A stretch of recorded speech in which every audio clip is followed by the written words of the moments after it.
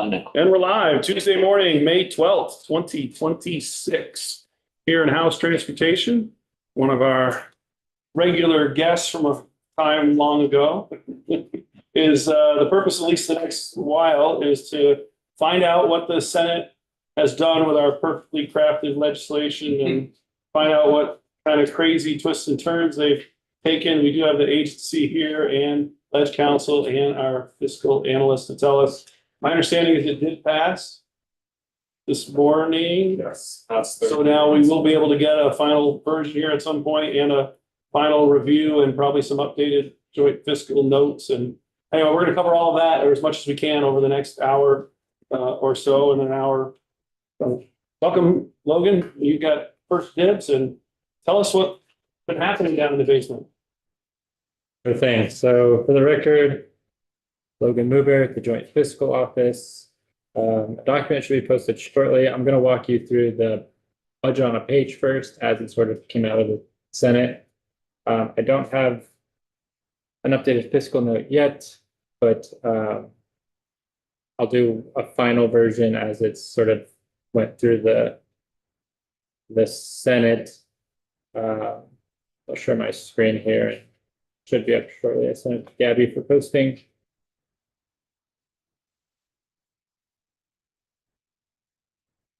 So let's see, there were a number of sort of money related changes that happened. There are also in this year's T-bill or in things related to transportation, there are a number of things occurring in a couple of different fields. So there's the T-bill where some of the stuff resides.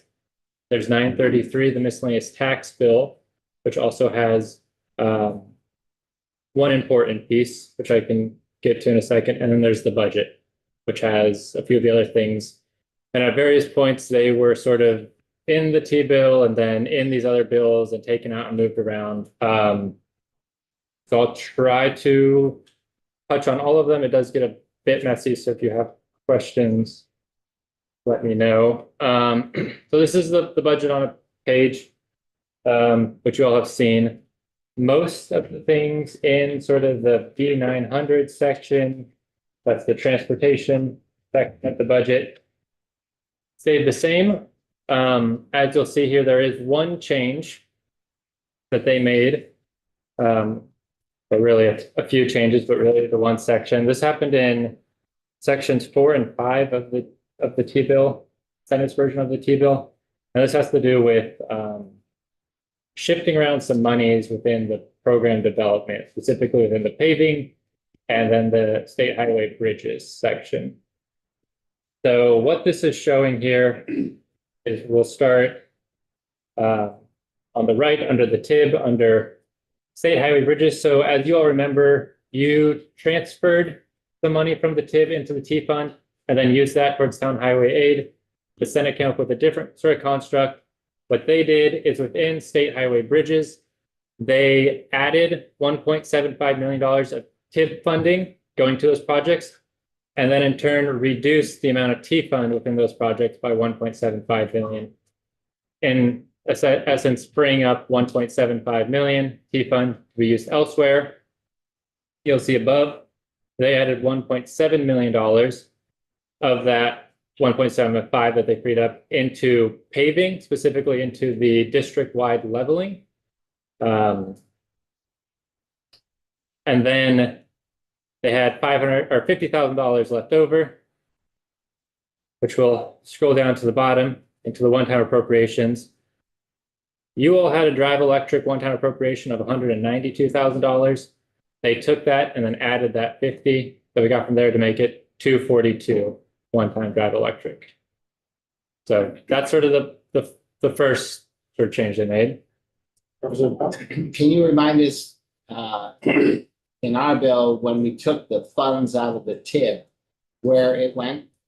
So you all transferred it from the TIB into the T fund. You notwithstood the TIB language, just put it into the T fund, and then did a one-time appropriation to town highway aid. Right.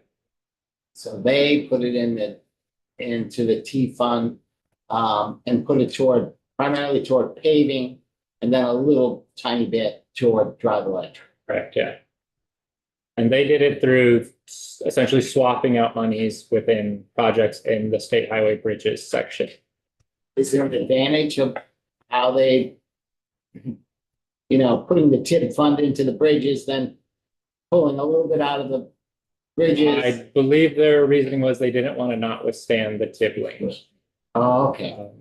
So that was sort of how they came about this. I don't know from a budgetary standpoint that it makes too much of a difference, but there is a desire to not sort of withstand that language.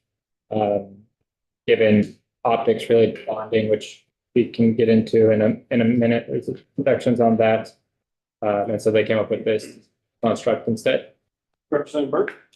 Yeah, I didn't quite get when you were talking about the 1.7. So what's where does the extra 50,000 go? What's? To drive electric. So, Oh, that was yeah, the travel budget. yeah. Okay, great. so that increased the 192 that you all Okay, got it. appropriated up to 242. Yep. All right, then the other changes, so those are the changes, I guess, that occurred, that are still occurring within the T-bill currently. Some of the other changes that happened are happening in the budget. And so under the one-time appropriations, the one that stayed the same between the two is relocating the central garage. As you all know, there was that money in the budget that you saw that is still being in there as sort of the state match to relocate the central garage. The Senate budget construct added in $300,000 of general fund going to AOT, to public transit agencies for this demand response, volunteer coordinators, non-emergency medical transits. This was also received funding last year. I think it was $600,000 last year. This year, there's $300,000 general fund for that purpose. Next, this was in the House's budget, this Caledonia County Disaster Aid. This is general fund. This was in the House's version of the budget. It was in a different location. The Senate, after sort of talking about it more with the administration, is now appropriating this money to AOT. They will use it. I don't know if the specific language is. There's essentially a number of projects in Caledonia County that were denied FEMA aid. This money would go to help fund a portion of those projects that were affected by that disaster. Representative Powell? And that came out of the general fund. Yep, that's also a general fund appropriation. Then it shows up into the transportation. It is an appropriation to AOT, so I just marked it here, and then I noted that it was a general fund, and it will show up in the other funds, but it is sort of an appropriation made to the agency. And then lastly, there were some changes made to the pilot special fund, which you all heard about. So the one represented here is a one-time appropriation of $3 million coming from the pilot fund. This is going to AOT to do essentially additional town highway aid funding. This is on top of the already $31 million. This would be an additional $3 million coming from the pilot fund that would go to the towns. Related to the pilot fund, unless there's questions on just the one-time appropriation. So that came out of the general fund again. So that came out of the pilot fund. Oh, the pilot fund. Yeah, the pilot special fund. And that is going into town highway aid program. Correct. Yeah, that'll be an additional one-time on top of what is already there, sort of base funding. So 10%, 3 Yes. million. Okay. Representative Burke? Let's try reshare. Okay. Great.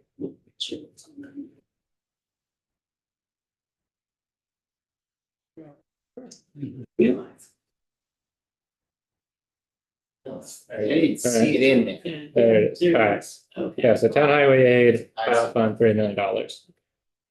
And is there a list somewhere of? There is a list, it's on the agency's website. If you're curious about a specific town, I can give you a rough estimate. It'd depend on sort of changes in mileage, but you could get a sort of rough guess of how much more that would be. Yeah, I'm just interested, like, in reporting to my town, what, you know, Sure. what the increase. Yeah, I can send you that. Yep. Representative White?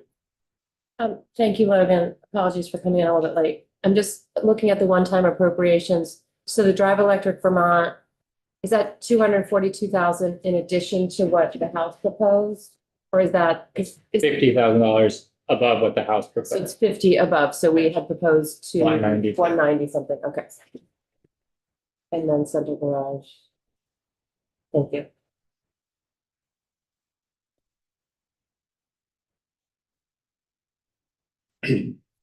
I don't recall the pilot fund if it's all made out of local option tax money. That's the payment in lieu of taxes special fund. Right, but it all comes from the local option tax. It doesn't come from the general fund anymore. And we use their own money to send it back to them, just in case I'm clear. We don't actually general fund money that goes there, right? It's all coming from local option tax. Yes. No more general. Today, it fund. all comes from from the pilot fund. So there hasn't been any consideration of changing it to something more accurate. That you're aware I'm of. aware of. Representative Burke? Yeah, and what was the, you know, we had several different scenarios that were discussed about how to use the excess, so. Yeah. In certain percentages, what did this one make to be? Yep, so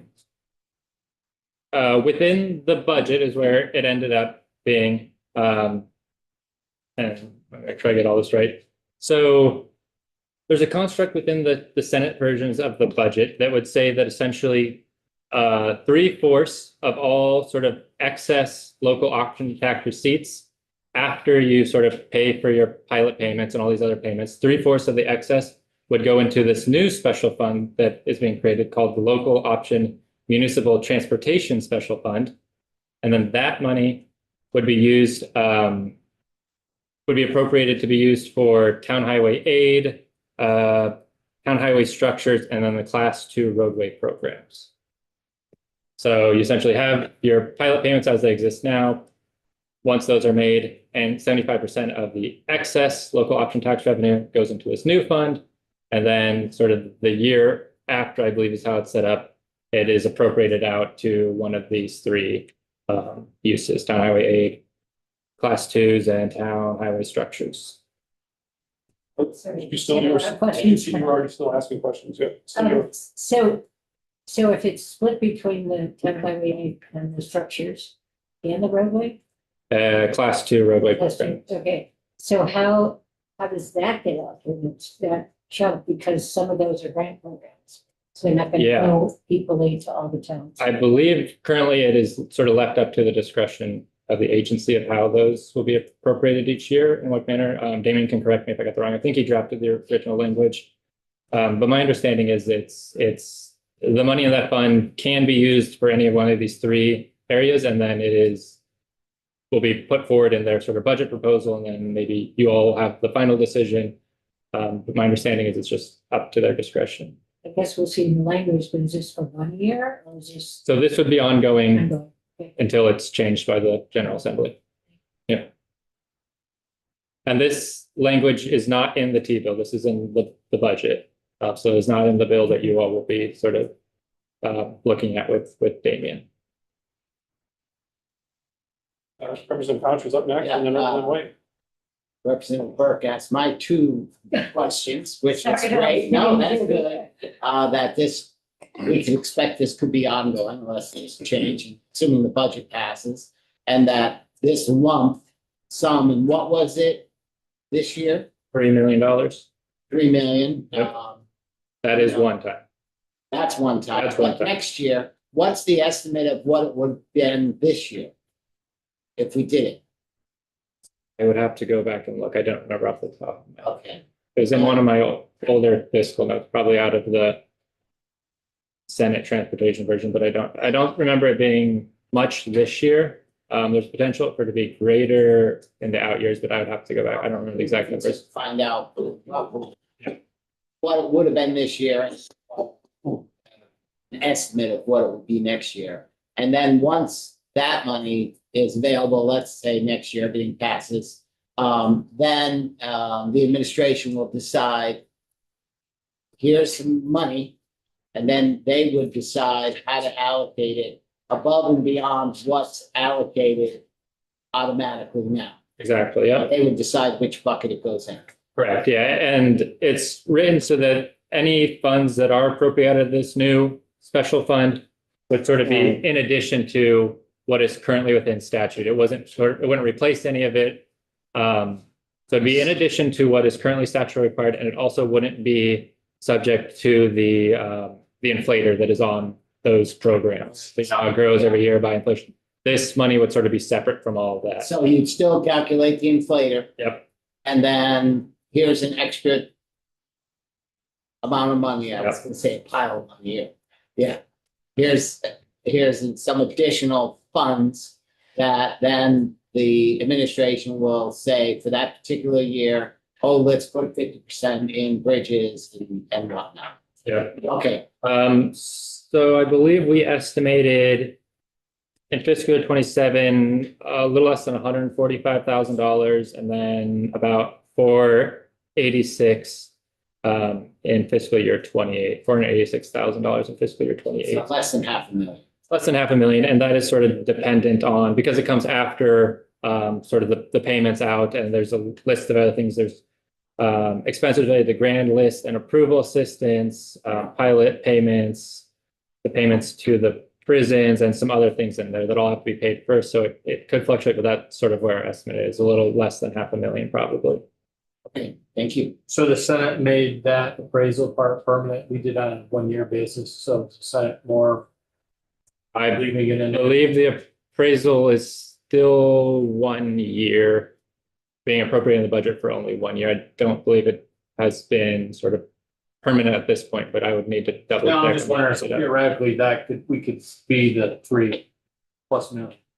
If that was to go out, because we. Theoretically, if that was not, those payments were not made, Yeah, yes. yeah.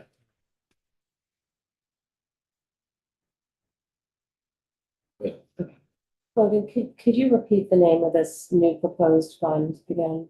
The local option municipal transportation special fund. What option municipal transportation fund? And you said, so the Senate has put this in the budget. The budget, yep. Okay, and there'll be 75% of the excess of the pilot fund. Local option tax revenue, which goes into the pilot fund. Right. But it is different because the pilot fund has, as you all were shown, it has a balance in it. So we're not touching the balance in the pilot fund. We're only talking about the revenue every year that comes in. Okay. Yeah. And it's not clear whether those assessment fees will be a permanent part of the local option tax / pilot fund or not. Yes, I believe so. Thank you. So pilot funds, payment in lieu of taxes. So my understanding is, you know, like in my town, I have like St. Catherine State Park. So we get payment in lieu of taxes. They just give us, so it's based on, we think it's worth this amount of money, and then they pay based on what they think, which is way under that. So that's pilot. Is that what this pilot money is? Does it come from the general fund? No, so this Because if is, it's coming from the local option tax and you happen to have state lands in your town that you're getting pilot money from, you're literally giving your local options tax percentage to the state. They're turning it around, sticking it in this pilot fund account and paying you back. You're actually That is, paying for your own land, yes. the state-owned land. We're paying for them to, I just don't get it. I mean, I don't be smart, but I don't get it. So I am, we're funding pilot program so that they can pay us the money that is due your municipality if you have state-owned lands.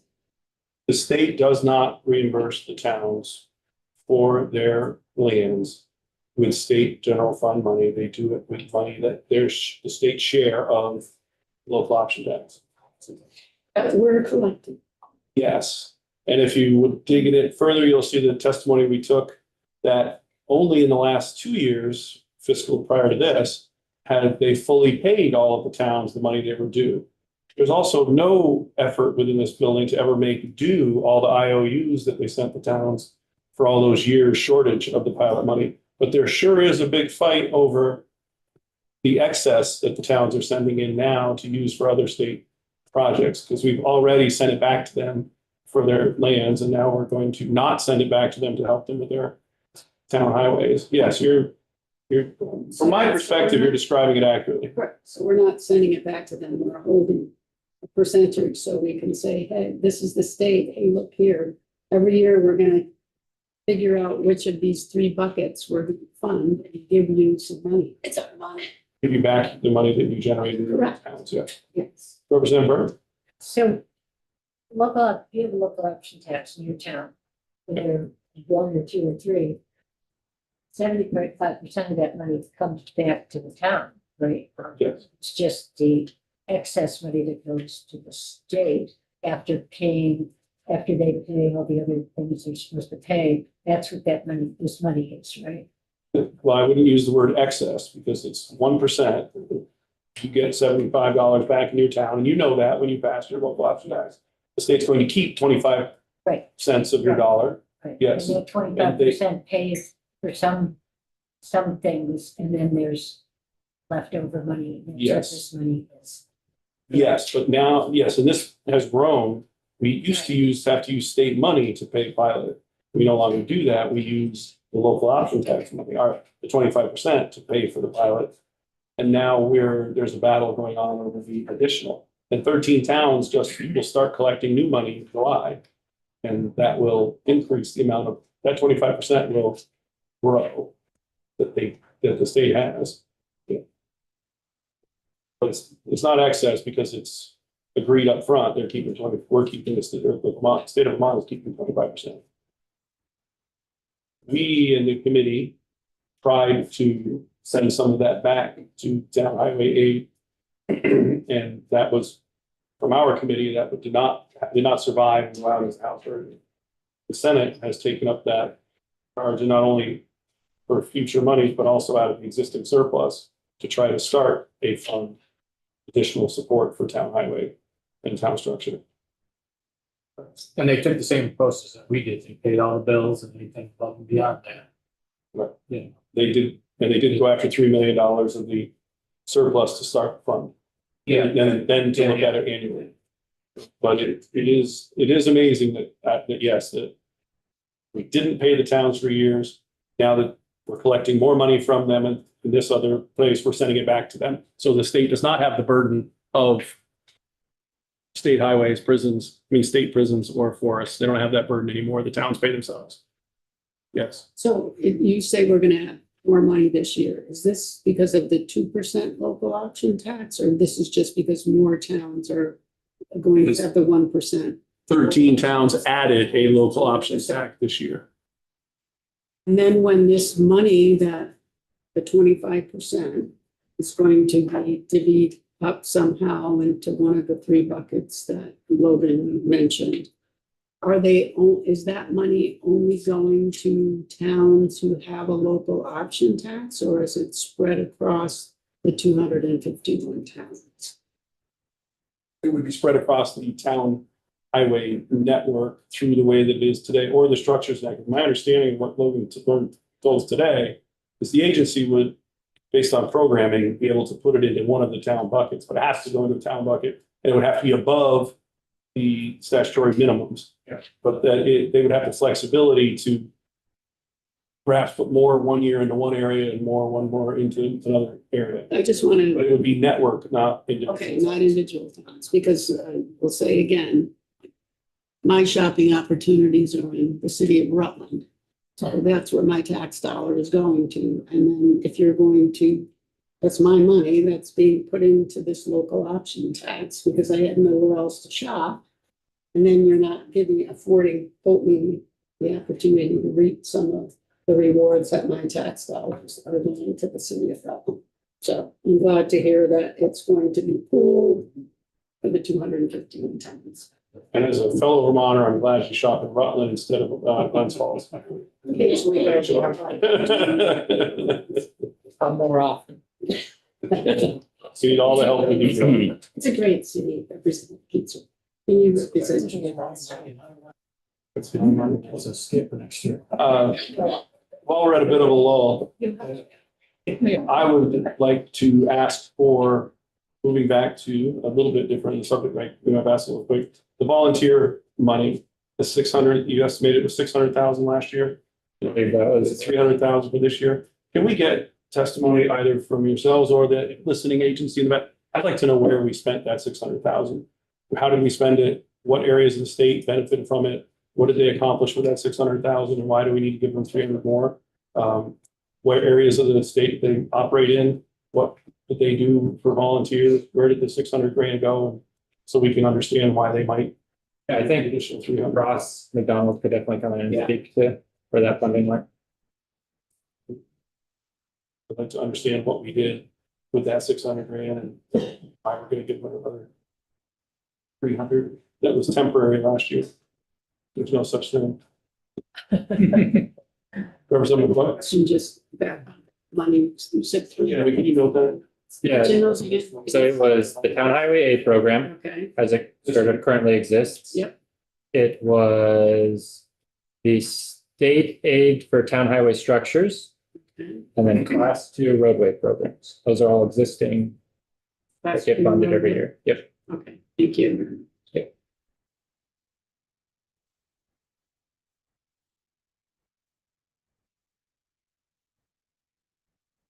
I think that's We got to the end. most of the money stuff at least. Might miss one or two things, but I think that's everything.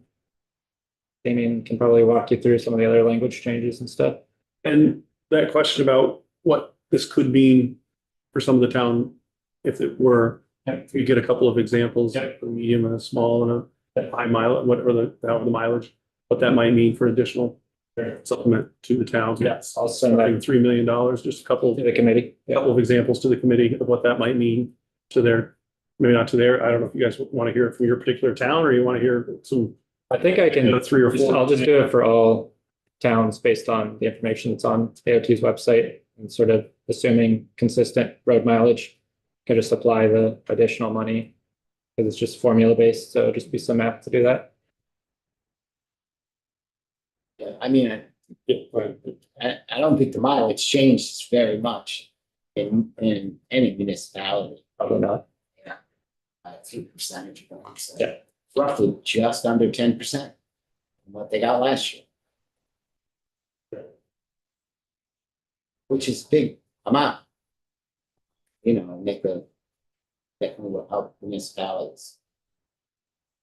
Yes, sir. Logan, if the money is in the pilot fund, the misnamed pilot fund, if the money is in there and we're gonna put it into the town through this local option, does it have to go into another fund to then be transferred into the fund? Can it go there directly by statute? Do we have to create a new fund or can it be a transfer? My understanding is that some people tell me that the idea of another special fund is one more fund in place to argue about money that we're trying to protect and then seems to be a target. But can the transfers happen without going through a special fund or does it have to go through a special fund? Yes, I don't know. I'm sure it could happen without the creation of the special fund. I would need to speak with, I don't know how easy it would be to administer and whether it'd be easier to first send it to another fund to separate it out to make sure that that amount is being correctly transferred every year. So I don't know which is easiest. I think you could do it either ways, but I guess to answer your question, I don't know the answer for that yet. I can look into it if that is something you want. This is the construct that they came up with. I don't know, that's the only way to do this. If there's a desire to sort of change it, I can ask around and see if it makes sense to do it without a special fund. Have to have one or not, I'm curious, I can look into it. or how else to, it's just the normal process for something like this, is there another way to do it? We already have an existing program. Can it transfer it directly or not? I'm not sure. Okay.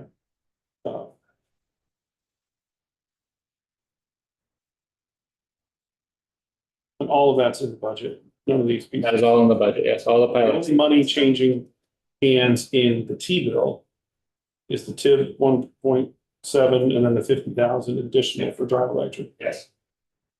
The rest of that is which we, everything else is our version has gone to Town Highway 8. Theirs goes into paving with one extra step, I guess, went into structures and then is swaps it for T fund and then into paving with the T fund. Is that's a technical change, but the policy ending, or not necessarily technical change, but the money difference is they're putting it into paving, we put it into towns. Right. We, by meaning the Ways and Means Committee, did that.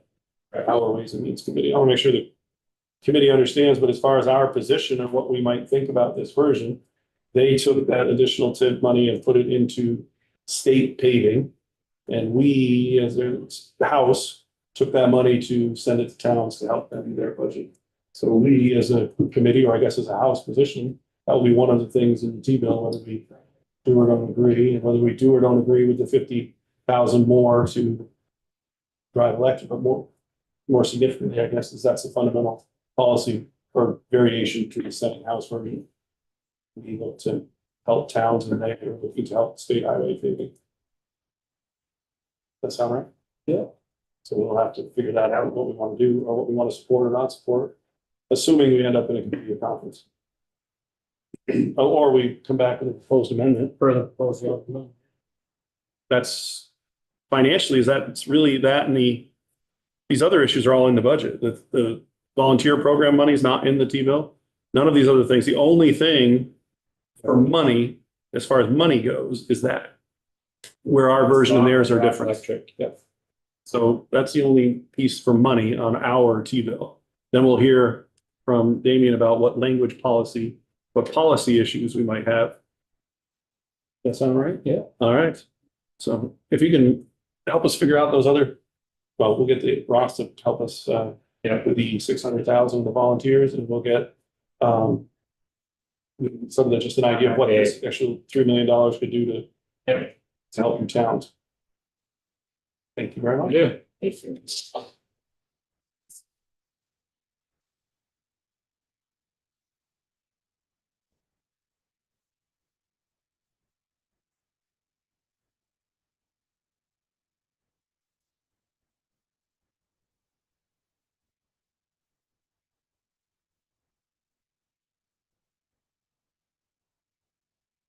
Afternoon. For the record, I'm Damien Leonard from the Office of Legislative Counsel. So I sent over a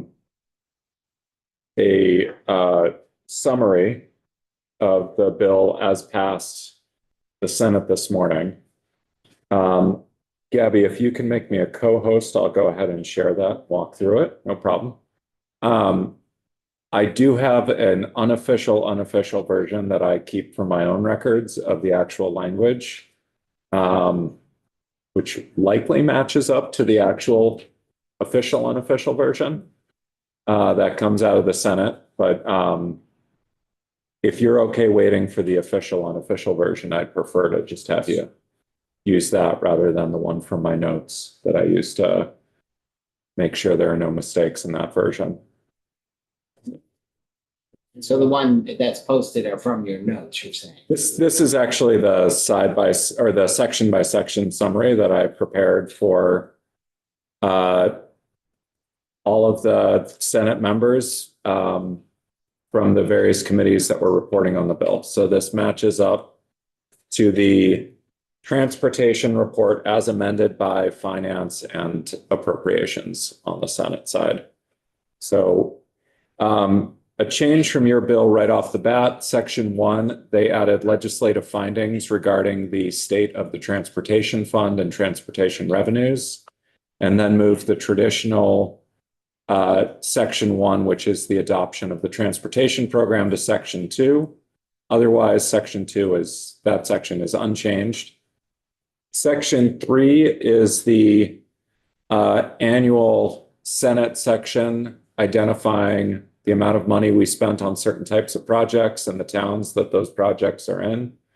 So it's investments in things like park and rides and sidewalks and bike lanes and so forth. Section 4 is the addition of the 1.7 million transportation fund to the statewide district leveling. Section 5 is the transfer of 1.75 million in TIB funds into the State Highway Bridge Program to replace the 1.75 million T fund that was taken out. Yes. I guess I think our paving was around 100 million in the T Yeah, bill, so statewide district leveling. but then district leveling is a sub portion of that. What was it before? I believe it was about 9 million, but I can confirm that for you. I think it's around 7. All right, Yeah. so we're 15%. Okay, Yeah, give me 2 seconds, I can tell you. Or if someone has their white book handy in front of them. left with mine by the bedside. I was reading it last night. Yeah, 7. 7 million? Okay, so it went from 7 to 8.7. Okay. Thank you. All right, great.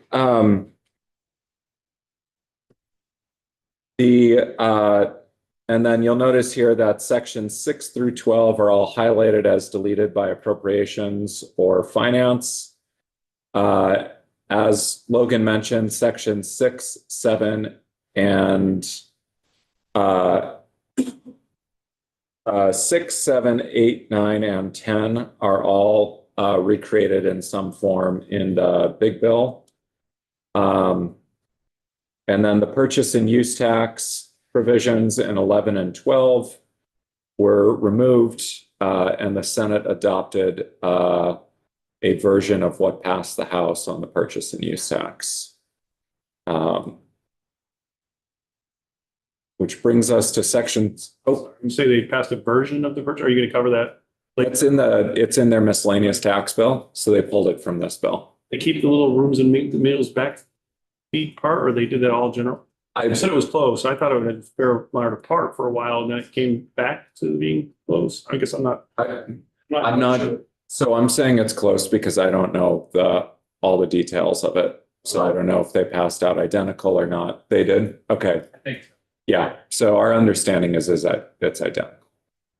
So It's now in the miscellaneous tax bill. it's in the miscellaneous tax bill, just like what came out of the House. Yeah, I guess we'll have to. But Count that. I do know that the dollar amount going to the transportation fund is the same. Yeah. So I did not, and I do know that there is a meals and rooms tax adjustment. I just don't know if that percentage is the same as it Still was. is a meals and rooms tax adjustment. Yes, The miscellaneous tax bill in the Senate. as passed the Senate, yeah. Okay. So there is a meals and rooms tax adjustment and a purchase and use tax adjustment. The purchase and use tax matches up to what was in the House. But I was only paying attention to the T fund this morning when I was looking at that. And just don't know if the percentage It's is. only 1 year, right? No, it's a permanent change. But I'm sorry. Yeah. It doesn't, one step, It's only one step of the governor's recommend. Yeah. permanent change, one step though. Yeah. The, yep. So sections 13 and 14 provide initial authority for the issuance of bonds. There's still legislative approval required in each fiscal year. So this is similar to what we did after the 2008 recession. We provided a grant of authority subject to legislative approval for the issuance of bonds. And then each year, on a case-by-case basis, the legislature would approve the issuance of bonds in a specific amount to support eligible projects. Section 14 requires that AOT excuse me, would, and this actually misstates it slightly. It requires AOT to basically provide information on FY28 transportation program proposals with and without bonding. So they have to identify projects that would be eligible for bonding with a comparison of costs and timelines to do the projects with bonding and without.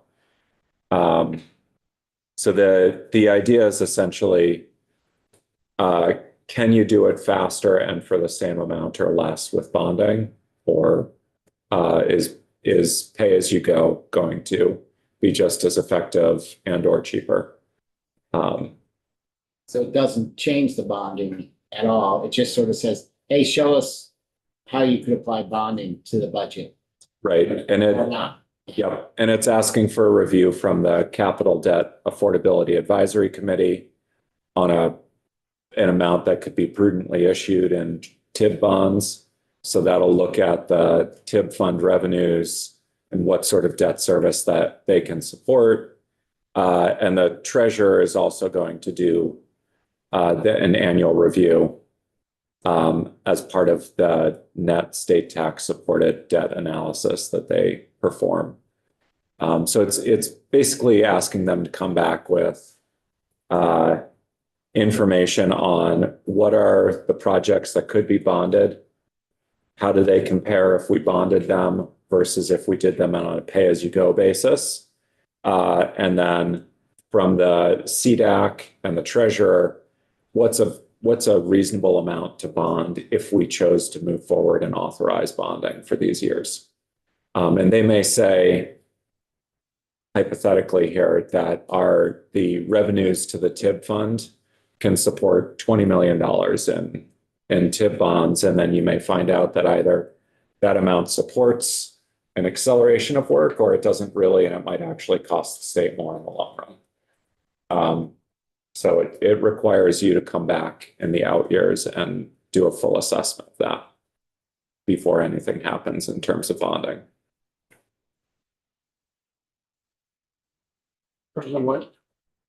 So it sounds like the treasurer is going to get back to the legislature with some recommendations. And this is saying annually, and is that? It's authorized for FY 2028 through 2032. So during that period, they're asking for annual reports back. This is similar to what happens with the capital bill each year. When they get ready with the general obligation bonds that are issued for capital projects, they do an assessment of how much debt do we currently have, how much could we prudently issue this year, given the fiscal state of the state and the bond market and so forth. And then they look at that and they decide whether to go forward with issuing those bonds or to trim back or to issue more. Typically, my understanding is that CDAC's assessment is very conservative in order to protect the financial health of the state. So they tend to recommend issuing less than half of what the state could conceivably support in order to provide a significant buffer in case you have an economic downturn or something. So in terms of timing, so this committee will hear back from the treasurer and maybe CDAC in January or February, because the agency is going to already be working on their budget and probably need to know bonding information in terms. So the agency's requirement is to come. So CDAC and the treasurer review this in the fall. So they're directed to do this review in the fall along with their other bonding so that the budget can be built with that in mind. Okay. That makes perfect sense. And then the AOT is coming in and is directed to basically identify projects that could be bonded. And then a comparison of costs and timeline if you chose to bond them rather than doing them on a pay-as-you-go basis. But the original proposal, and that's what I didn't update in this line here, required them to build parallel transportation programs for the bondable areas. And now they're just being required to identify projects that could be bonded, but they're going to come in with a normal white book and a separate sort of update on what you could bond if you wanted to.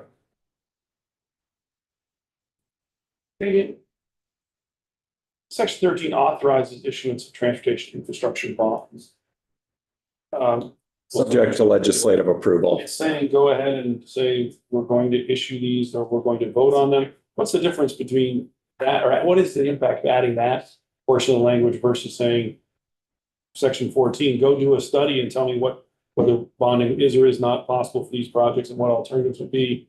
Is 13 not putting the cart before the horse in terms of whether we even have projects that are available and whether we do or don't want to?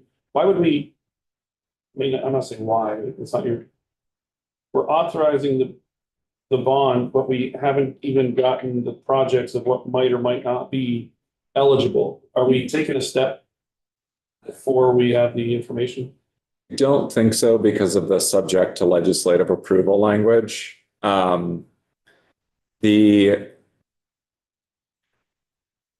The language, the request in the Senate side was to base this on what we did following the 2008 recession.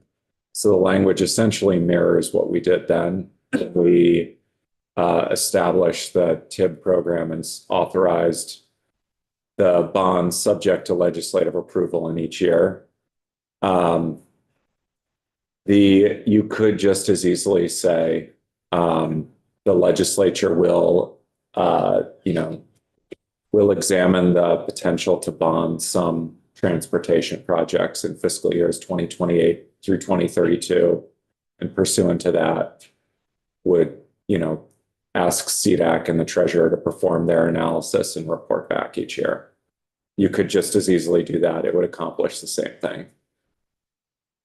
I don't think you need to use the authorizes language. It just happened to be the request was mirror what we did following the 2008 recession.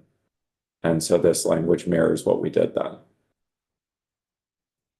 Are you telling us the Senate version is telling us we're going to be coming out of a recession or we're in a recession? No, it just was looking back at a time when we did this before. It's the last time we were that short on transportation bonds? It was an instance when there was a lot of money coming into the state because of the ARRA, I believe it was at the time. There was a lot of money coming into the state. We had a large backlog in bridge projects and a number of bridges that were structurally in need of maintenance or replacement or repair. And so at the time, the bonds were looked at as a way to accelerate that process, particularly in light of the additional funds coming in. My understanding is that the debt was paid off several years ago. So instead of being a 30-year debt, they've actually paid it off significantly faster. But it was a few years of bonding, and then the state moved away from the bonding and went to a pay-as-you-go basis because we caught up on the bridge projects. Well, I appreciate you mentioning that because when I first got on the committee and sat at the other end, we heard substantial testimony about how tremendous it is that we had paid off the bonds and we didn't have an expense of carrying debt. I remember that. I didn't pay attention a lot, but I remember that pretty clearly. I remember pretty clearly that was celebrated as a success, and right from the secretary's testimony all the way through. I don't know that you were here at the same exact time. You were in the building. I was. You were in the building. I was downstairs. Sitting in a different spot too. But I remember that being pretty highlight and central to the sort of the opening, remarks and whatnot. So I guess I'm hung up on this authorizing the issuance of transportation infrastructure bonds. given where I started the committee, that we were relieved to get out from under them. Yeah, so I think from a drafting standpoint, you could change that language and get to the same effect. If this is something the House supports. If it's not something the House supports, then you could also, move to remove this language from the final version. 150. But Just asking. yeah, and I know in the Senate there were some different opinions expressed on the bonding issue. But as they say, that's a policy issue for all of you. So we're saying we're going to look at we want to look at potentially adding bonding into our strategies moving forward from 28 to the end. We really more specifically in section 14 want actual named projects and work that we could actually do. Is that what this is telling me? Yes, 13 sort of a bigger structural look. Yep. Does any of it talk about, or does it make it clear or possible that that's about spending potentially far more than we do today overall? That would be making the investment perhaps sooner in order not to pay it off longer. And we're talking about increasing the amount of transportation construction activity.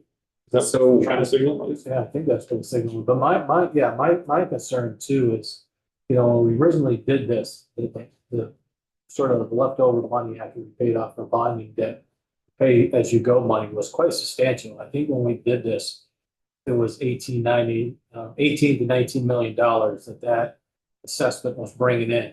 And now if you look at, what it's bringing in is probably about, I don't have the number, but it's a lot less, 13 million, the TIP fund revenue. So that money is not there to sort of do, what we did when we originally, thought about this idea. And like I said, a chunk of money to go pay as you go. Now that chunk of money's not there. Now you're just paying off the bond, money, and that tip is gonna keep on going down and down and down, so. And that probably the treasurer will say the same thing. I just don't think it's probably a wise idea to go out for, bonding. If you just look at the numbers. Does that have the tip? Yeah, whatever, but I know the tip money's way down from what it originally was. I want to say it's like 13 million now, so it's taking a drastic, hey, here we go. There's a LST fund. But anyways, I probably should have looked it up before I stated that, but. So, I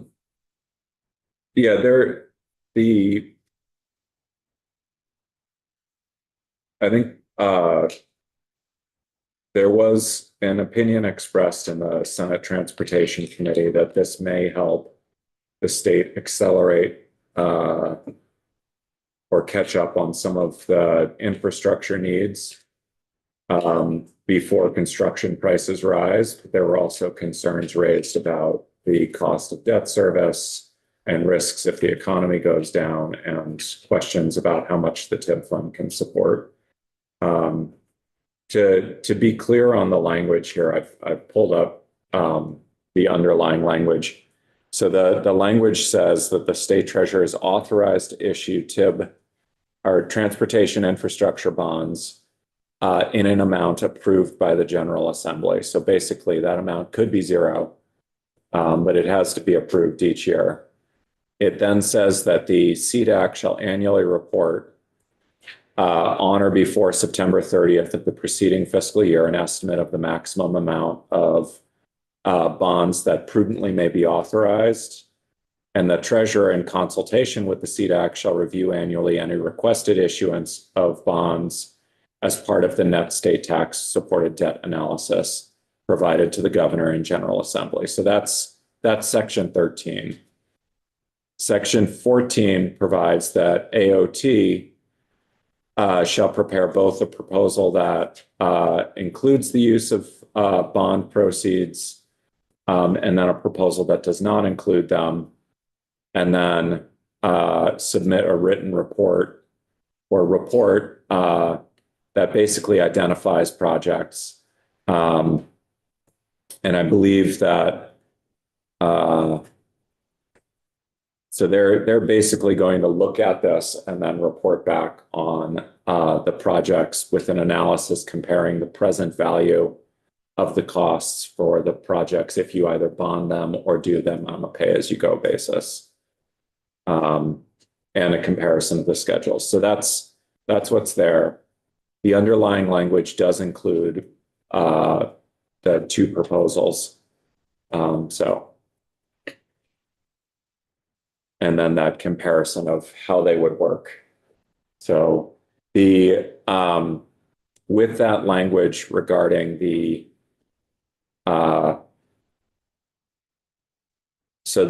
language here that says the state treasurer is authorized to issue in an amount approved by the General Assembly, that could very easily be changed to something else to say that the General Assembly will consider authorizing or intends to consider authorizing the issuance, or it could just be struck and ask the CDAC and the treasurer to come back with their analysis of what's prudent. So I think in all those instances, if your intent is to examine bonding, you get to the same place. Just to look at the TID bond at 16.3, but that is down from what we were at 16. Other questions on the bonds?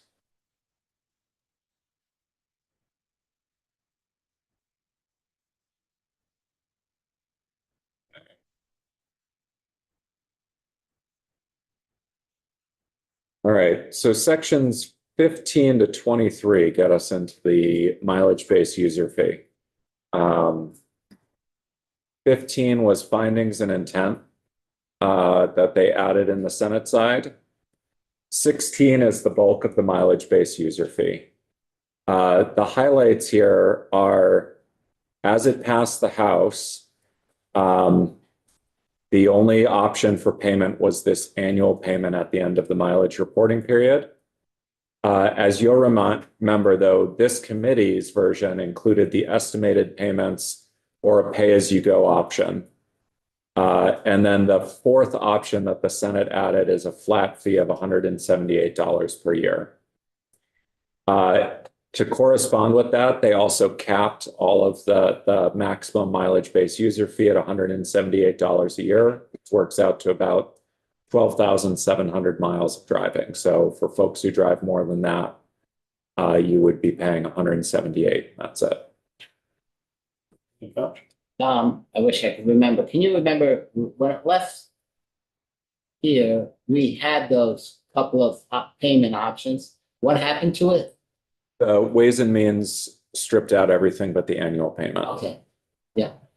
So, yeah.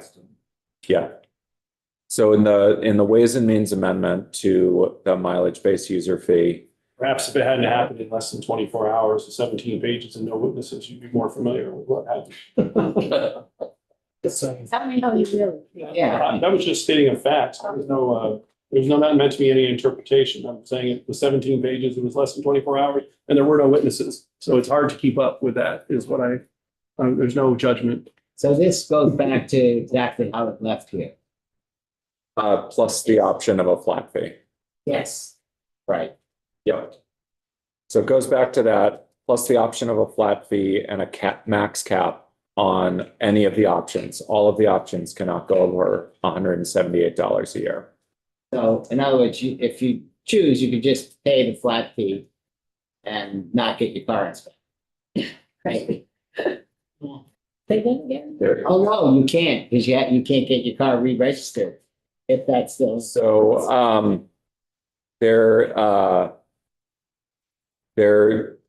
what it provides is that the owner or lessee who does not get an inspection or submit an odometer reading will pay the $178 flat fee.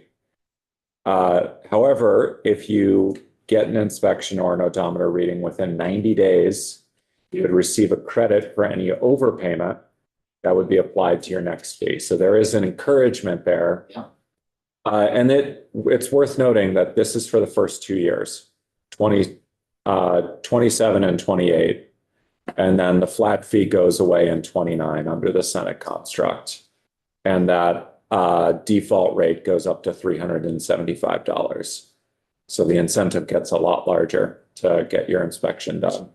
Because Get your mileage right, yeah. Yep, $375 works out to over 22,000, 26,000. Yeah, so But and now in 2 years, though, the flat fee doesn't go away. the flat fee that was an oversight in the draft. Yes, the flat fee is in there, but in 2 years, so that is an inconsistency in the draft. That was an oversight, which Patrick pointed out to me. So, but yes, so that's something that if you keep the Senate construct, you may want to address that. Because it's. On or before this 2029. It's still in there as a flat. It is, it wouldn't take effect till January 1, 2029. So you could either address it in conference or an amendment sent back to the Senate, or you can address it next year. So, And in this bill, there are no inflationary pieces in it. no inflationary adjustment. If we wanted to raise the fees, it would have to be done by the legislature. Yeah, the Senate Transportation Committee's original proposal included an inflationary adjustment after 2031. But that did not survive Senate Finance. So. The 4305, again, just like your bill permits the commissioner to suspend or refuse to renew the registration if an individual has not paid their fee or filed a required report. And then otherwise, it essentially mirrors what you had in the House. The Section 17 updates the EV infrastructure fee to just the infrastructure fee, just like it was in the House. Section 18 is an updated transition. So currently registered EVs would transfer into the program with their first annual inspection following January 1, 2027. There would be two options, either the annual payment or the flat rate payment of $178. For new registrations or registration renewals in 2027 and 2028, your owners or lessees will pay a road usage charge of $89 for a 1-year registration or $178 for a 2-year registration. That is credited against the actual fee due at the end of the reporting period, or you can just do the flat fee.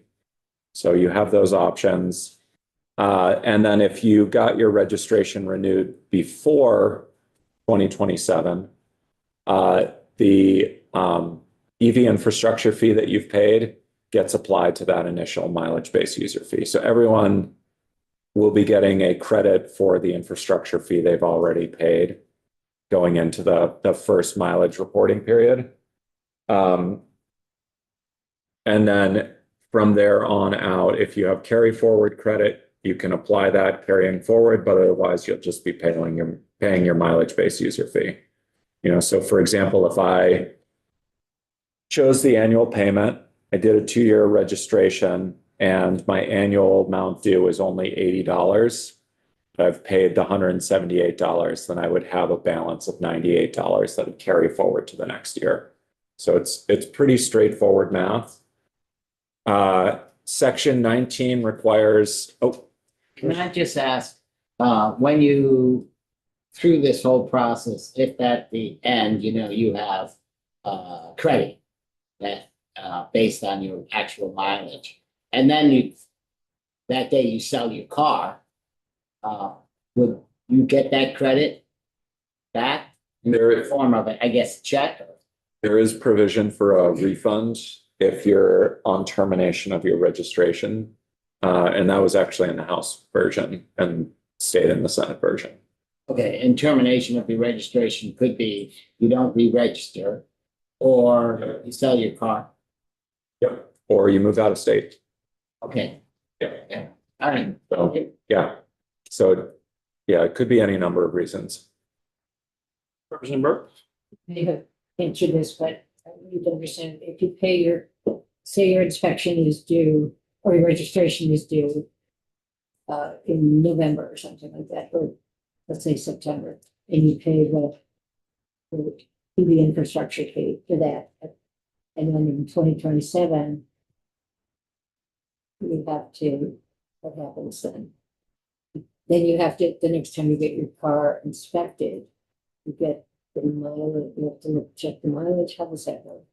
Yeah, so And then you can elect to either pay the infrastructure fee, but if it's not a year, if you haven't gotten a full year out of your registration. right. So what's happening is that whenever you renew your registration next as an EV owner, you're going to pay either the existing EV infrastructure fee or the interim road usage charge that comes in with this transition to the mileage-based user fee. That will then be applied to your first mileage reporting period. So it's just to get money coming into the system and to do it in a way that everyone is familiar with. So if you own an EV now, you're already paying this at registration, and the amount is going to be the same. You'll have the option of, I want to do a 1-year registration, so it'll be $89 plus the $89 fee, or I'm going to do a 2-year registration where it's a $178 fee on top of the $163 registration fee. And that becomes your option at that point. It'll look the same to you. The difference is on your second inspection so not your 2027 inspection, but your 2028 inspection, at that point, they'll assess a mileage-based user fee and apply that amount that you paid at registration towards that mileage-based user fee. And then you'll get an invoice. If you've done a 2-year registration, your invoice is going to say you have a balance due of 0. And you may actually have a credit applied to your next mileage-based user fee. If you did a 1-year registration, there's a chance that you have a balance due that you have to pay before your next registration. Would you then still be able to elect the flat fee, or will you have to pay based on your? You can elect the flat fee. Yep. Yeah. So that was something that was important to the Senate. So they have included the flat fee for folks who are concerned about the complication or not sure how the program will work.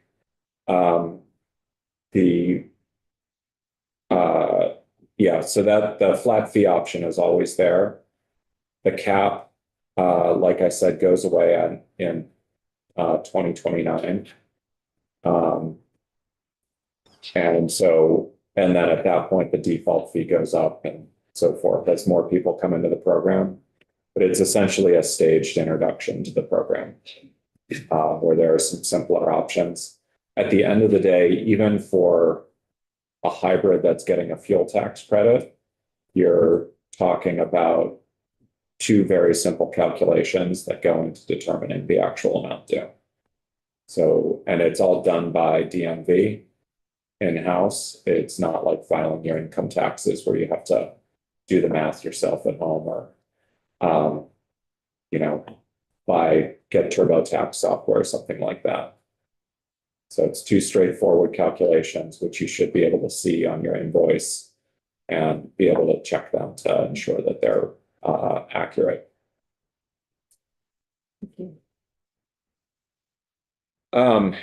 19 requires outreach, education, and communications, including feedback gathering.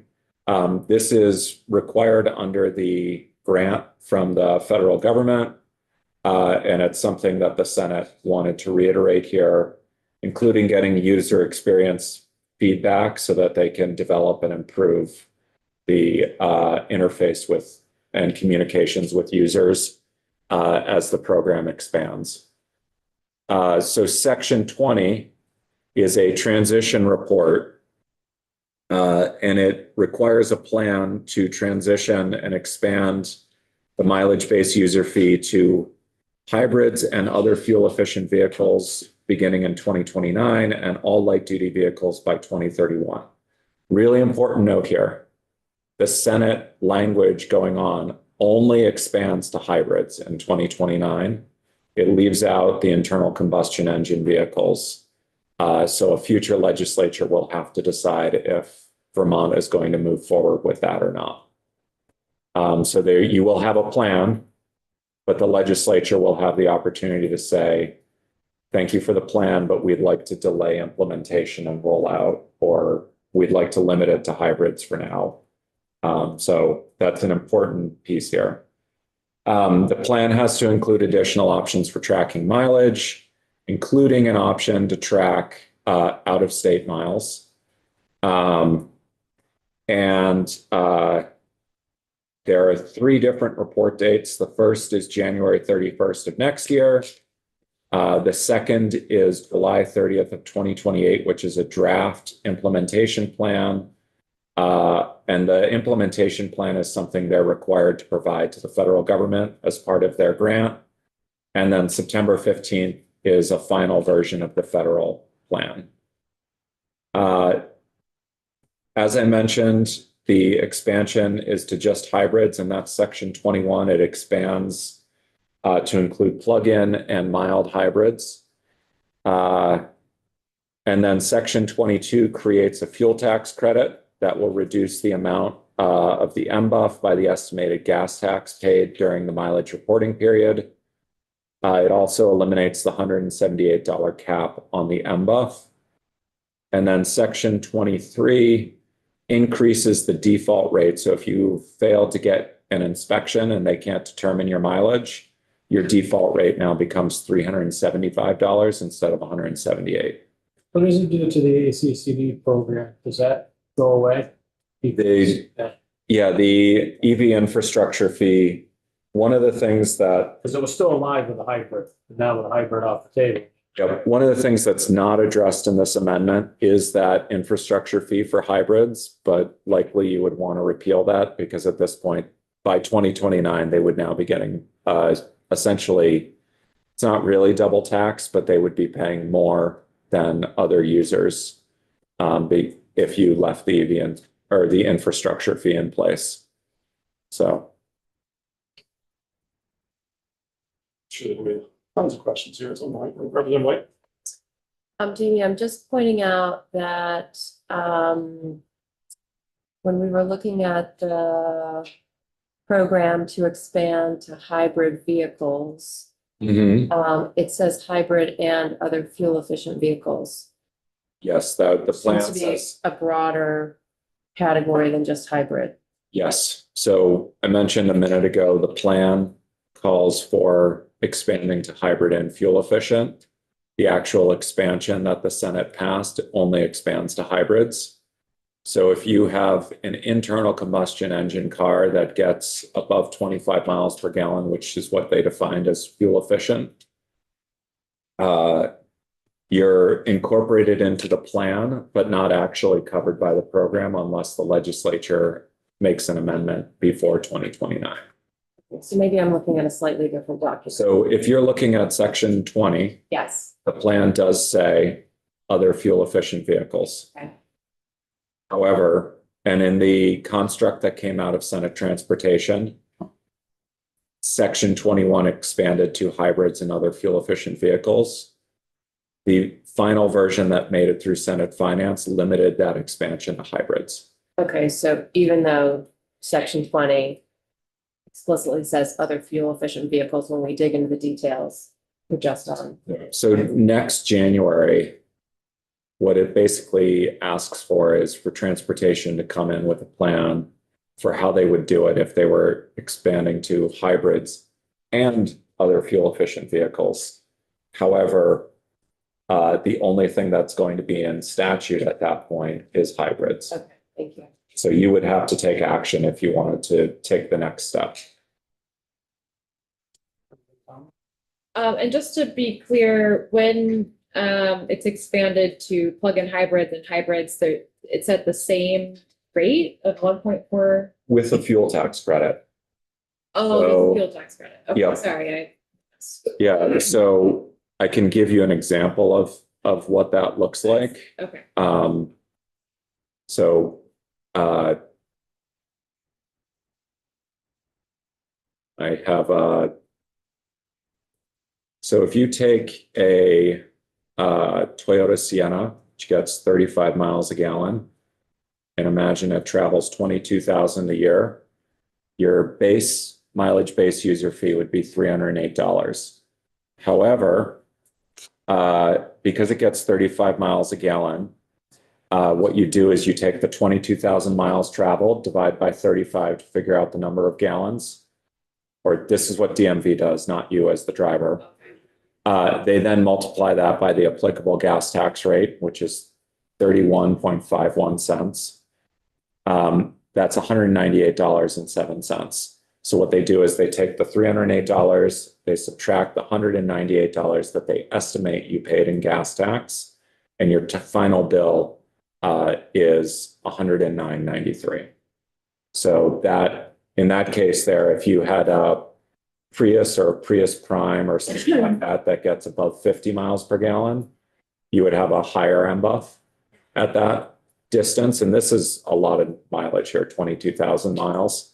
And if you had a less fuel efficient, say like an SUV that's a plug-in hybrid but only gets around 30, you would have a lower MBUF rate. And again, this is about double the mileage that the average driver puts in. So an average driver, you would expect, 154 for your base.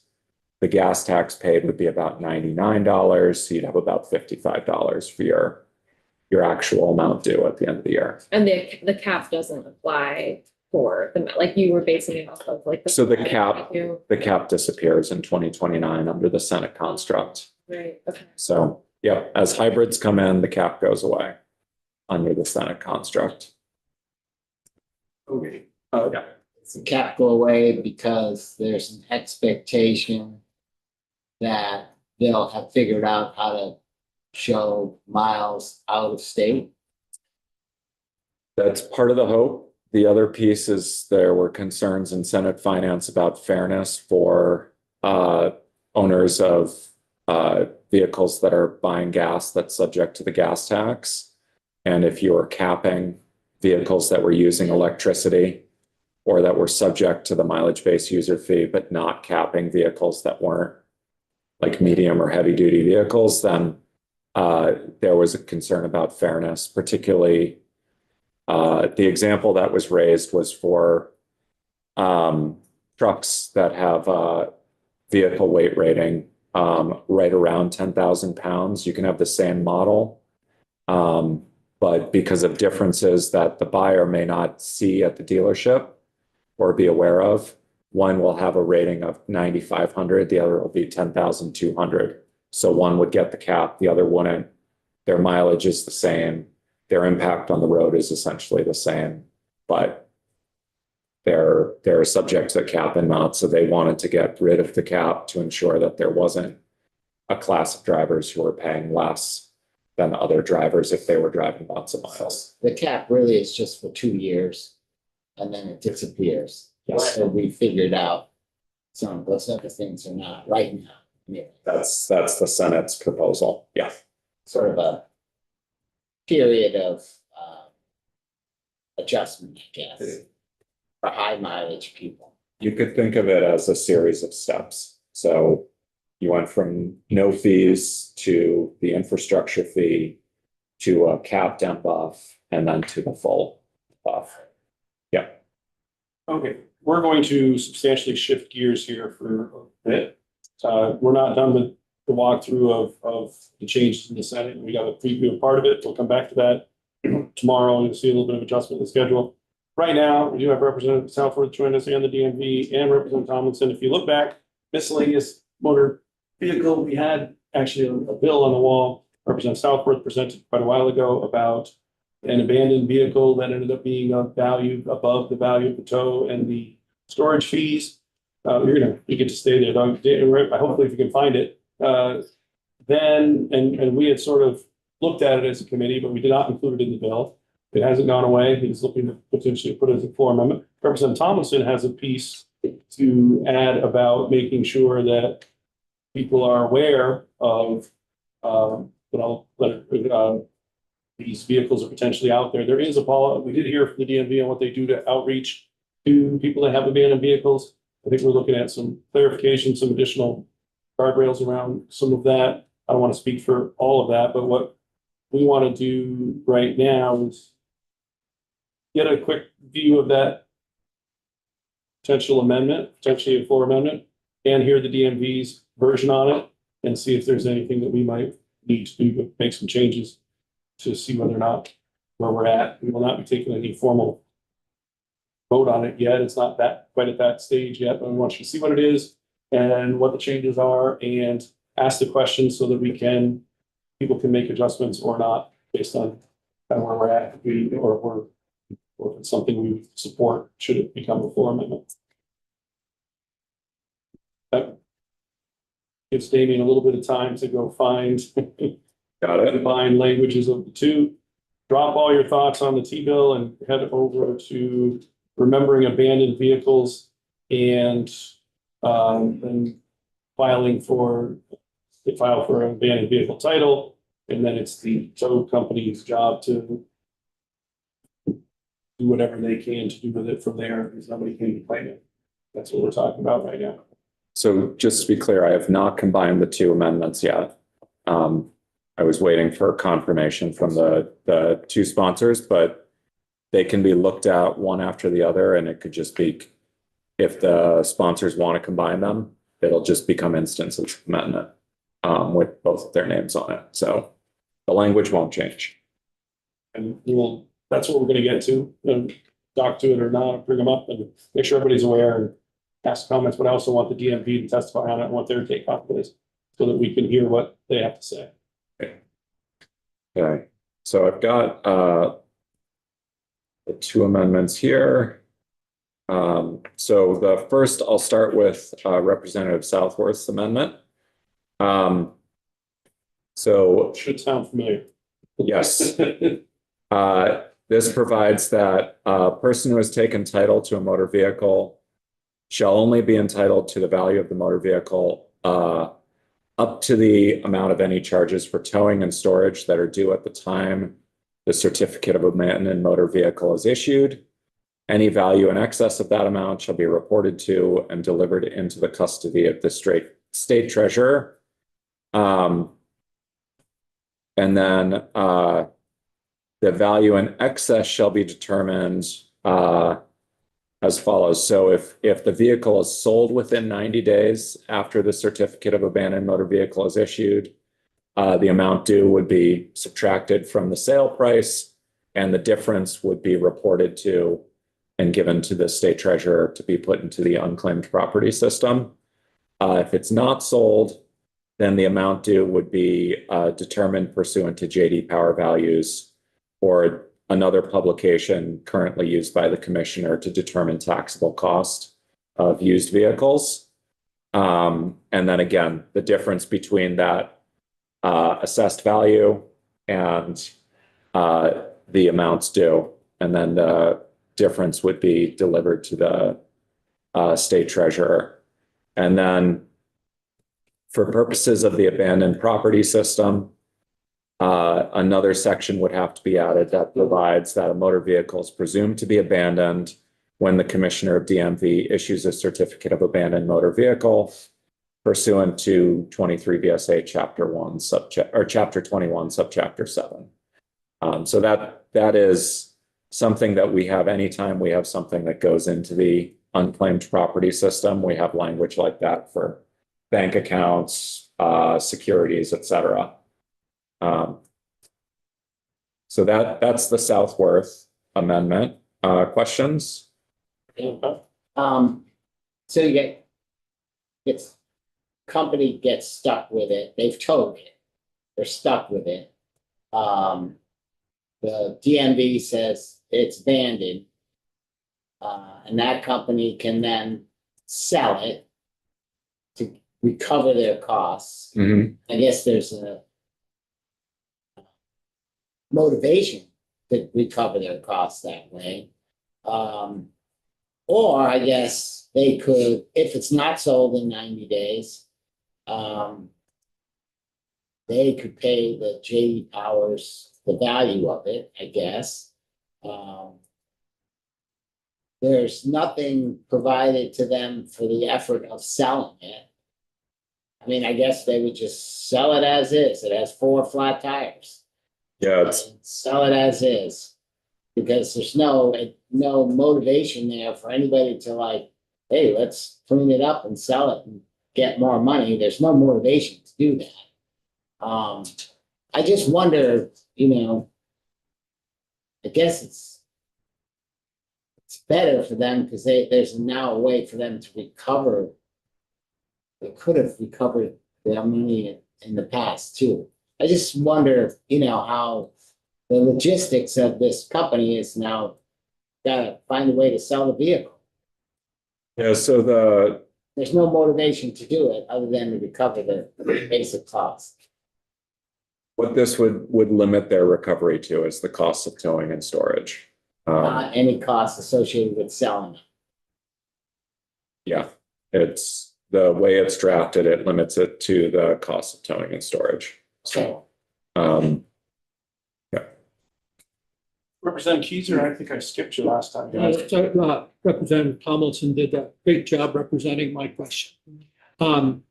So to that point, if you have a vehicle with 4 flat tires, but in perfect running condition, I would be incented to put tires on it and sell it at a higher value. And it seems to me as if that's going to be a business decision about whether or not you're going to put it, if you would put any money into it, because you're going to receive it back. So just to suggest. in this case, that excess money above the cost of towing and storage would go to the unclaimed properties. Understood, but nothing that you did to make it more saleable would come back to you. Which if you want to move these, it is the observation, but if you want to move these things, you might, if there's an opportunity, you might put a little money into it so you get a higher value.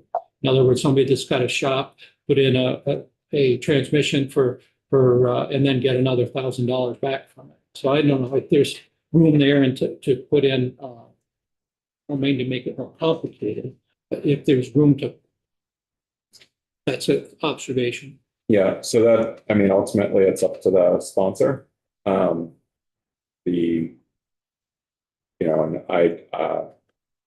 We can certainly draft the language differently, but it ultimately is up to the sponsor and their intent and what they're interested in moving forward with.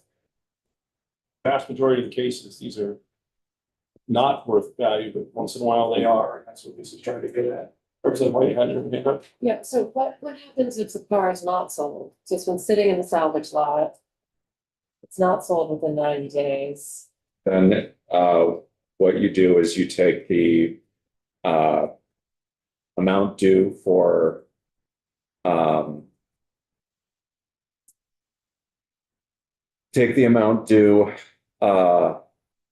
for towing and storage, and then subtract that from the value according to JD Power Values, or another publication that's currently being used by the Commissioner of Motor Vehicles to determine taxable cost for purchase and use tax on a used vehicle. And then any remaining amount will be reported to and delivered to the unclaimed property. At that point, the towing company has title to the vehicle. And at that point, they are settled up with the state, so they could put in as much work as they wanted to the But they have vehicle to at pay that the point. state for the JD Power value of the car, Minus minus the any towing. towing and storage costs. So either they can sell it and not make any money, but get back their towing costs, or they can be stuck with it and have to buy it and put that money. Well, so they'll have title to it already. And then after they've delivered that money to the state treasurer, they can do what they want with it, including make repairs to it. Right, and they get sell the it for a title higher- because they paid. They get the value. title because it's an abandoned vehicle. So they, at a certain point in this process, they the tower can apply for a certificate of abandoned motor vehicle.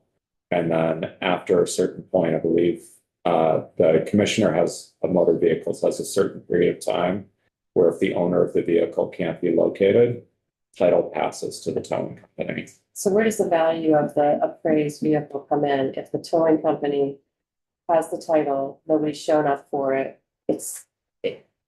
so technically they own it, but this is saying that the towing company owes the appraised value to the state treasurer. It depends on what the actual value is versus the towing and storage costs. So yeah, if you have a high value or potentially high value vehicle that in its current condition has a value as estimated by JD Power Values that exceeds the towing and storage costs, then they would pay that excess to the state treasurer. At that point, they could replace the transmission, touch up the paint, replace the 4 flat tires and sell it for whatever they can get for it. And there's no more recoupment by the state at that point. So, or no more unclaimed property. There are still taxes and other things that come with the sale of the vehicle. But so there is that option there, or if they auction it off, before 90 days, then they get to keep, if they auction it off as is, they get to keep their towing and storage costs. If they decide to keep it past 90 days, then they can do what they want with it after that point. But they have to pay the difference, any difference between the assessed value of the vehicle at 90 days or and the their actual towing and storage costs, which 90 days of storage. Oh no, it's towing and storage at the date the certificate of abandoned motor vehicle is issued. So I'm sorry, that's like 14 days of storage. I guess I share a little bit of some of Representative Keiser's concerns about, is this just gonna become a real burden for these companies because there's not really opportunity to make money on it. They're kind of stuck with this vehicle. So Yeah, I'd love to hear the sponsor of the bill's input, if that's okay. You certainly may.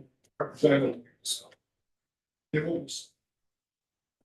Under this, what will happen is they will either sell the vehicle, take the money and you retain their storage and towing fees, and anything above that goes to the treasurer's office. In that 90-day period, if they do not sell, they have the option of paying whatever the value is of the vehicle minus their towing and storage fees, and they retain that. Most of the towers want the room in their yards, storage yards. They don't want to keep that vehicle, so they're looking for those as soon as they can. And this is a minority of the vehicles in the town. This is by no means large. So they aren't stuck with that vehicle. It's going to be got rid of.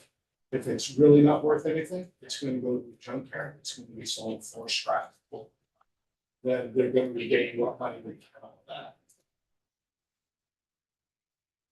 And and towing companies, that this scenario is something that appeals to them. I mean, I certainly understand trying to protect the person whose vehicle was towed and they may try to get it back. But is it also feeling like it's also something that towing companies would be? I'm sure that there's going to be some people for and so. Representative Wells? What's that worth as junk or steel, or what do you get for metal out of a 3,000 pound car these days? Any idea? Okay, right. Yeah, be pretty good, I'm told. And that there's parts that are valuable on that vehicle, that's a lot of different scenarios.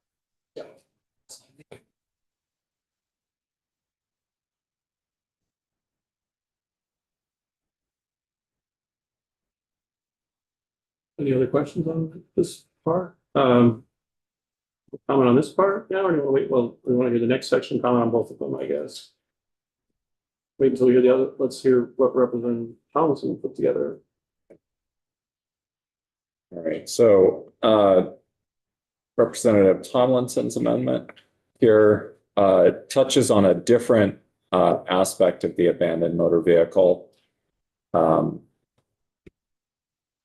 issues here. So the statute currently provides that the department shall make reasonable attempts to locate an owner of an abandoned motor vehicle. And this would add to those reasonable attempts that the department would be required to maintain and keep current on its website a list of vehicles for which an application for a certificate of abandoned motor vehicle has been filed, and contact information for the department personnel to whom evidence of ownership may be presented. And then at a minimum, it would have to include the vehicle's make, registration plate number, or VIN number, or both if they're available, model year, name and contact information of the person who applied for the certificate. And then it would also include for each vehicle, if applicable, the date upon which a certificate of abandoned motor vehicle was issued, and information regarding how to contact the unclaimed property division in the office of the treasurer.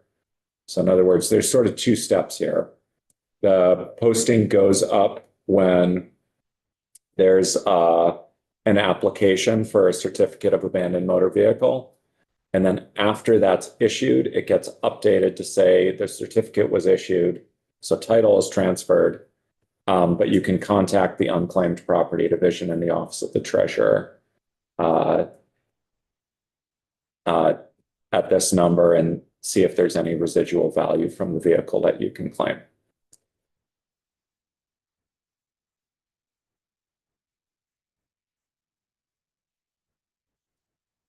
Anything? Sure. Just to note that this was, inspired by hearing Rep. Software's amendment and learning more about this process around abandoned vehicles. And in my mind, just sort of modernizing the notice that's available to people whose vehicle might have been identified as a potential abandoned vehicle or a certificate issued for that. And also to make sure that I think kind of closing the loop of helping to ensure Vermonters can access that additional unclaimed value at the treasurer's office, building on, again, Rep. Software's amendment, so that folks who might find themselves in that situation are more able to access those funds. That's the intent. Yeah, just for clarification, it's 21 days from a receipt of the abandoned motor vehicle certification form until issuance of a certificate of abandoned motor vehicle. So you would have 21 days where the notice would be up on the period of 21 days where that notice would be up that an application for a certificate has been filed. And then after that point, the certificate would be issued and it would be updated to say a certificate was issued. Here's how you contact unclaimed property. Representative Powell? Several scenario here. I move, I've just moved. And I haven't updated my registration or any of that. My car gets stolen, dumped off, I don't know, somewhere far away. How would I get notified? I mean, I think they said they send a certified letter to your home address. That's pretty much it. So I can't speak for the department's process. I think it's better to ask the department. Do you have an answer on that? Yeah.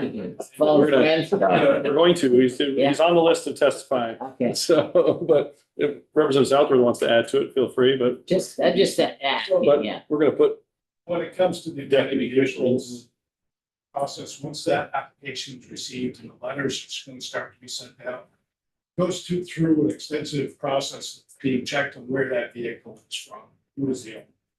And even if it's out of state, those letters get sent out as well. We also go a little bit further at times where we go through the records database, Valcourt, which they bring up who that owner is, where they reside now in the state of Vermont, gives that as contact just all the time. But it's pretty much just through the mail. Nobody would at the DMV say, well, here's their phone number, call them. Just the mail. Okay. other questions for Davey on the letter or Representative Tomlinson on the line? Otherwise, what I have, please ask the DMV to come up and, I guess, answer the piece. If you're all in the end, Davey, plus I think did you still have a 2:45? I am due next door in 30 seconds, so. And that's how long it takes. So you're there, no Thank drinks you. and no potty Yeah. breaks for you. So we're gonna have you back tomorrow for picking up where we left off. Thank you. Is it yours? Hopefully, you're gonna hear from, Okay. you'll hear from Gabby to pick up where we left off on the Senate bill tomorrow morning. Or they're available. I look forward to seeing you. Excellent. Thank you. Russo, Deputy Commissioner for DMV. I am not sure there's much to say. As written, the DMV is fine with both amendments. We have no issues. They do, like, Rep. Southworth said, we do an extensive search for the vehicle. So if it was stolen, it was reported stolen, we would know. And it's the last known address that we send off the letter to. But as written to both amendments, totally fine. How often, maybe it never does it ever happen, my little scenario of, I mean, I guess if my car was stolen, I might make more than one phone call, like, hey, has anybody found my car? But would I know to call the DMV that, they would be the ones to find the car eventually? It would be a rare situation. It's not common that the vehicle would be stolen. It's usually just a vehicle on the side of the road, junked. Yeah. Has it ever happened, do you know? Stolen vehicles? Yeah, Yes. no, yeah. Yeah, there have been some. And in, Yeah. I imagine, and then never finding the owner? I would venture to guess the majority of the abandoned stolen vehicles are probably crashed. Hmm. But yeah, there have been a few. But even in that case, you'd want to know to cover your insurance. But the DMV only would mail a letter. They wouldn't like see in the car who the insurance company is. We would just send a letter off. If there's a lien holder, it goes to the lien holder as well. Any estimate on the amount of percentage of vehicles that have a value above the tow and the storage? I wouldn't be able to guess. This is happenings that exists every day, right? And Abandoned vehicles? we heard testimony from your group that there's a guy, Yeah. there's a list or something every day. It's time to go check Once a week. a list of, and it seems to shrink quite quickly. And then I don't know exactly how that works. So it's time to go, something about it compared it to the donuts, time to go text, check a list. And he checked the list and he was the same person that abandoned or issued any of the abandoned titles. It all sort of came out. Remember? Yeah, we had this just. Yeah, safety van in there. CDLs are. And comes to Oh, check is it, Patrick McMahon? And then, generally the list whittles down and then he issues a few on a regular basis. Then also the testimony we heard from the towers is that most of these head to the junkyard. Like that, I mean, not just most, like the vast majority is head to the junkyard. This is not we're not dealing with a lot of, it's not a high value. Abandoned Lexus that was in that. The Lexus seemed to find an owner, huh? But okay. Do we anticipate any other, or is there any other questions or adjustments that we're concerned about? And those questions that you, Representative Keyser, Representative White, they had some concerns about? Anybody have, Representative Powell? So the only way this would get into the bill is if you go to conference. No, it's gonna be an amendment. For Potentially a floor Potentially floor, yeah. On the House, in the House. and then it would have to go back to the Senate. Well, the whole bill's gotta go back. Oh, yeah, no. This would be Yeah, part of the bill. right, okay, yeah, This would become. gotcha. The potential is that after we present, that in between second and third reading, you announce that he has an amendment. Or Yeah. they would announce, or how, if they want to be separate or together, we can work all of that piece out. And then we would come back here for a straw poll. And that's what I wanted you to gauge as to where you're at and what questions you have. So that when we do come back, you've asked your questions in between now and then and we'll get them answered. I want us to make sure that we do or don't know whether we're going ahead and whether we have any other questions. So when we do come back here, we're pretty much taking a straw poll. You got a chance if something pops up over the next 24 or 48 hours and you have questions, we'll get the DMV or the Representative Southworth or Representative Tomlinson or whatever else. We are also going to have the treasurer's office in tomorrow morning because I'm really curious how they would handle this these unclaimed properties. So we're gonna get a few minutes from them, but I want to make sure this is a simple thing. If it does come to us after the bill gets out of Ways and Means and Appropriations and eventually back before, I want this covered in advance, I guess is what I'm saying, if we're gonna all the way down this path. Representative White? I guess the one thing is we could invite somebody, a towing company to come in and review this and let us know that they're okay with it. We've heard from the DMV, we've heard the amendments. We had a tower in a couple of weeks ago, but I don't think we were talking about this particular amendment. Well, we have the Vermont Towers Association, so. Okay. It's that simple, and the DMV is fine with all of this language, and they don't see it as significantly changing their current practices or procedure. And they can accommodate the request. So we're clear on that. We don't see it as impacting the day-to-day operations. Okay. Anybody else have any questions? I appreciate you joining us and appreciate your flexibility. So, easy enough. Thank you very much. Thanks. Thank you. 9 start. We'll still work out the details and I'll see about getting towards piece. For the committee part, we will hear from the treasurer's office tomorrow morning if they're available and they're being scheduled a little bit. We're working on that. We're gonna also then pick up on the other changes in the Senate's transportation bill. We're gonna pick up on all more that they changed. Then we're gonna hear, Patrick didn't get a chance, but we'll dig more into those changes, make sure we understand them as we prepare either an amendment, further Further proposal. further proposal of amendment, or recommend to our speaker that we go to committee of conference. We have some more work to do to find out where that is exactly. I have my limited time here. I don't know what Representative Corcoran's time says. My limited time here is, I've never heard jokes about vetoing the transportation bill until this year. So there's just jokes. That's all I heard is them jokes. They're whispering jokes. I don't know. Maybe it was my own joke. So then, for the jumping on back to the miscellaneous motor vehicle bill, our vice chair and I just looking at sections, and we're still trying to get Representative Casey to report his section of his bill if he'd like. We're working on that part. So what bill? Miscellaneous motor vehicle. One we just passed out Friday. Motorcycle thing? That's in the section 24 to 29. But we can talk, I'm gonna type this potentially up and get comments. Potentially looking at Representative White for sections 1 to 5. Who's seen a clean copy of this? Representative. No, not the- Be helpful. Well, yeah, it was like a technical thing.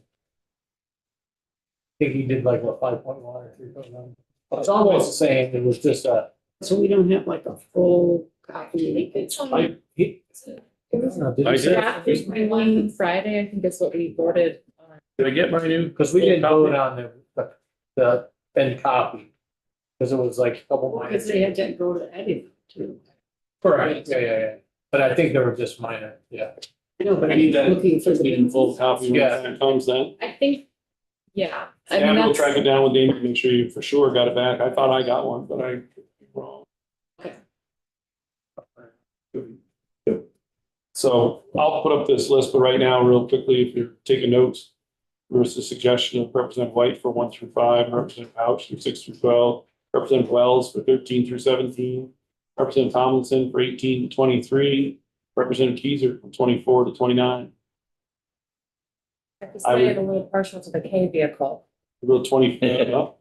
Is that in that section? I don't You have to know. get Not in my first section. special for I that. mean, I do have, Yeah. I'm not allowed to wear props on the floor, but I do have some. Right. Drops on the floor. It was not, it was not on the current list of suggestions, but if you want, we can make a we can make an adjustment.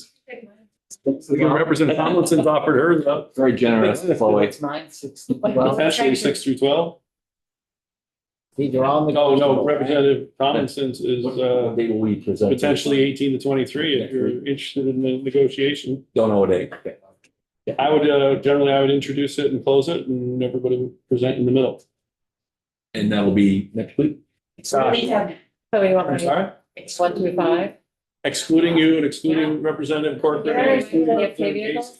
Where Yeah, pay is vehicles. Where is Representative the Lally is not getting one there either. It's the, right. where is the What? upgrade? He wants one. Yeah, they can take mine. My number. There's not that much in there. All right, then we need amendments to add to the bill. because it's not long enough. Sections. We Can can be- You want to do the whole intro and the close, send it out? It's a part, wait, sorry. I'm just looking at, I have the. It is a part of it, but there's other parts. Those sections do go It was together. initially section 22, but now. Would you say that's a removed week the away? First I would say that that is. 6 Yes, in Ken. the Maybe original it's today, bill. Tuesday, so it's in Ways and Means now, Okay, I at the should. earliest Friday. Otherwise, Okay. next week. Well, after they suspend, yeah. But most likely Friday and otherwise next Tuesday. Are you thinking any different? It's in Ways and Means today. Okay. There is an amendment in Ways and Means proposed from the Agency of Transportation related to airport and the revenue. If you recall, there was a request from Burlington International Airport about aviation fuel. Then there was a 2% aviation fuel thing stuck on in the Senate for a little while. There's, I don't want to confuse them, but there's a potential, there is an amendment being worked on in Ways and Means. Not as drastic as the amendment to our transportation bill, not as significant. I don't want to use drastic. That's implies that I didn't agree because I did vote. This was, Yes. That closes it up in a hurry. yeah. Okay, we're up.